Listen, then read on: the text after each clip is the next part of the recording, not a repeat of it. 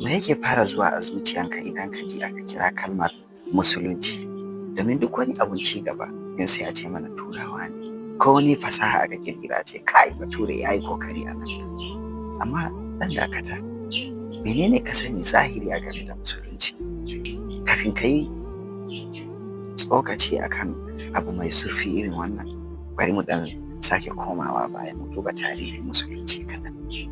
Sama da shekara 1400 da suka wuce a tsakiyar hamadar Sahara, wajen da yake nesa da biranen da suka waye suka ci gaba.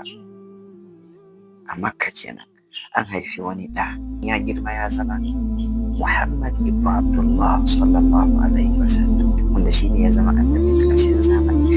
Ba a aiko shi zuwa ga kabila ɗaya ba ko kuma ƙasa guda ɗaya, an aiko shi ne zuwa ga al'ummar duniya gaba ɗaya. Kafin musulunci larabawa sun kasance a cikin jahilci da gaba, kabilanci, kabilu suna faɗa da junansu. In gaba ta barke tsakanin kabilu sai a yi shekara da shekaru ana wannan faɗan, ga zalunci. Amma da Annabi Muhammad sallallahu alaihi wasallam ya zo da musulunci, ya zo ba tare da runduna ba, ba dukiya, sannan kuma ba sarauta.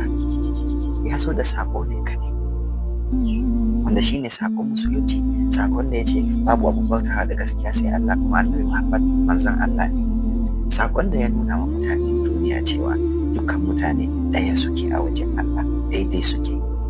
Shi ne mutum na farko da ya kare hakkin ɗan adam, wanda ya kare hakkin wanda aka takura ma, sannan mutum na farko da ya girmama mata, ya ba su ‘yancinsu.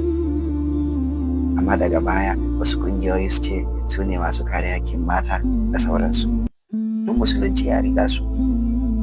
A lokacin da Laraba suka karbi wannan sako, sai suka dawo kansu a haɗe a karkashin kalma guda ɗaya, ita ce kalmar musulunci. Da suka haɗa kai a karkashin musulunci, sai da suka mulki duniya gaba ɗaya. Sai da ya dawo Ingila da kake ji yanzu, sai da suka mulki Ingila. Ingila tana ba su haraji, Faransa tana ba kasar musulunci haraji domin su zauna lafiya.